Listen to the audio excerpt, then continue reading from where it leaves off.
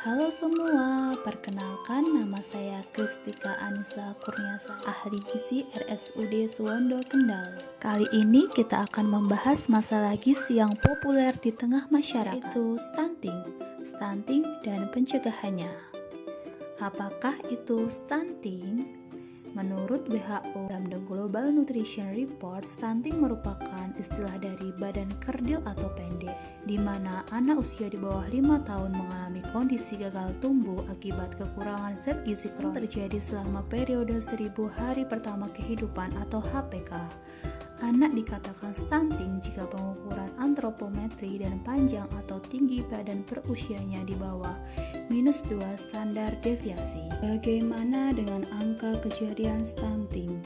Prevalensi stunting di dunia sebesar 20%. Artinya hampir seluruh negara di dunia mengalami masalah kesehatan masyarakat. Stunting banyak terjadi di negara berkembang. Di Indonesia sendiri, prevalensi stunting atau pendek menurut riset kesehatan dasar tahun 2018 pada anak balita sebesar 29,9%, sedangkan pada anak balita sebesar 30,8%. Deteksi dini stunting pada anak dapat dilakukan melalui pengukuran tinggi badan atau panjang badan. Ciri fisik yang dialami anak stunting antara lain tinggi badan di bawah rata-rata, pertumbuhan melambat, perhatian atau memori rendah, wajah tampak lebih muda dari anak seusianya, dan pertumbuhan gigi melambat. Dampak yang ditimbulkan akibat stunting sangat luas, meliputi dampak jangka pendek dan jangka panjang. Dampak jangka pendek adalah anak akan memiliki sistem imun yang buruk. Hal ini mengakibatkan anak mudah terserang penyakit infeksi, gangguan pertumbuhan, dan hambatan perkembangan kognitif dan motorik. Dampak jangka panjangnya, ketika dewasa, anak stunting cenderung mudah terserang penyakit degeneratif seperti diabetes mellitus, hipertensi, penyakit jantung koroner, dan stroke, dibandingkan anak yang tidak mengalami stunting. Kondisi stunting juga berpengaruh terhadap kondisi intelijensia dan tingkat kognitif anak. Anak stunting memiliki selisih IQ sebesar 11 poin dari anak yang tidak stunting, sehingga berpengaruh terhadap penurunan kemampuan penyerapan pelajaran di usia sekolah. Rendahnya tingkat kognitif dan pertumbuhan yang tidak optimal pada anak stunting merupakan faktor yang mempengaruhi rendahnya produktivitas di usia dewasa. Penyebab langsung terjadinya stunting pada anak adalah tingkat asupan atau konsumsi yang tidak sesuai dengan kebutuhan, baik konsumsi ibu saat hamil, ASI eksklusif, MPASI pada anak, dan juga penyakit infeksi. Sedangkan penyebab tidak langsung stunting adalah pengetahuan ibu tentang gizi, pola asuh, tingkat pendapatan, sanitasi lingkungan, status imunisasi, dan pelayanan kesehatan. Namun, masih ada harapan.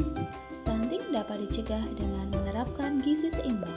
Intervensi yang dapat digunakan untuk menanggulangi stunting adalah intervensi prenatal dan pasca-natal.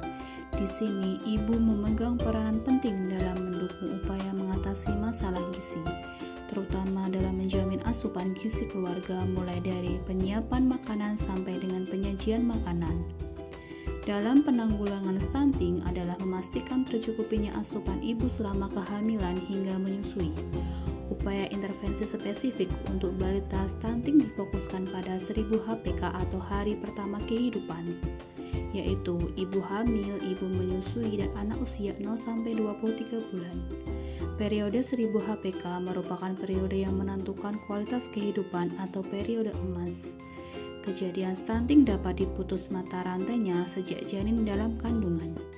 Upaya yang dilakukan dalam mencegah stunting adalah memberikan makanan yang cukup untuk ibu hamil dan mendapatkan suplementasi zat gizi Fe atau besi. Selain itu, setiap bayi baru lahir hanya mendapatkan ASI eksklusif saja sampai usia 6 bulan. Setelah bayi berumur 6 bulan, baru diberikan makanan pendamping ASI atau MPASI 4 bintang yang terdiri dari unsur karbohidrat, protein hewani, protein nabati, dan sayur. Juga ditambahkan minyak sebagai sumber lemaknya. Ibu nifas selain mendapatkan makanan cukup gizi juga diberikan suplementasi zat gizi berupa kapsul vitamin A sebanyak 2 kali. Wanita usia subur atau BUS dianjurkan untuk mengkonsumsi tablet tambah darah atau TTD 1 kali per minggu. TTD berguna untuk mencegah terjadinya anemia. Jika wanita mengalami anemia, maka akan berisiko untuk melahirkan bayi BBLR atau berat badan lahir rendah yang akan berdampak pada kejadian stunting. TTD dapat diperoleh melalui pelayanan kesehatan, sekolah, maupun dapat dibeli di apotik. Kejadian stunting pada balita yang terjadi secara kronis seharusnya dapat dicegah dan dipantau. Apabila pemantauan pertumbuhan balita dapat dilaksanakan secara rutin dan benar.